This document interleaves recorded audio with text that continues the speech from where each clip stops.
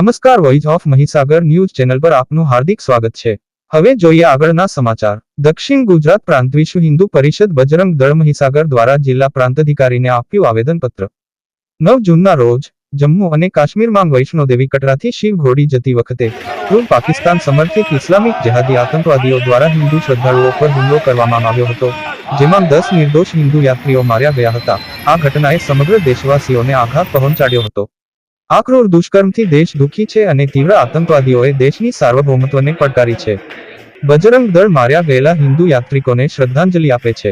આવી આતંકી પ્રવૃત્તિ કરનાર સાથે પણ કડક અને યોગ્ય કાર્યવાહી કરવામાં આવે છે, જેના સંદર્ભે આવેદનપત્ર આપવામાં આવ્યું અને લુણાવાડાના પરશુરામ ચોક ખાતે આતંકવાદનું પુતળા દહન કરવામાં આવ્યું। સમગ્ર રાજ્યના જિલ્લાઓમાં કલેક્ટરને આવેદનપત્ર આપવામાં આવ્યું। Hasmukh Bhoi, voice of Mahisagar news.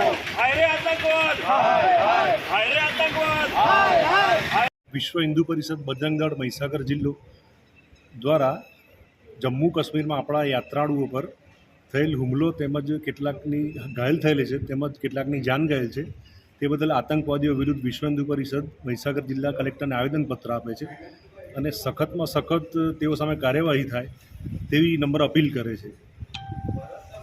આજરોજ વિશ્વ હિન્દુ પરિષદ દ્વારા મહીસાગર જિલ્લામાં પુતળા દહનનો કાર્યક્રમ પણ થયો છે આતંકવાદીઓ વિરુદ્ધ। મહીસાગર જિલ્લા મંત્રી હેમાંગભાઈ પાઠક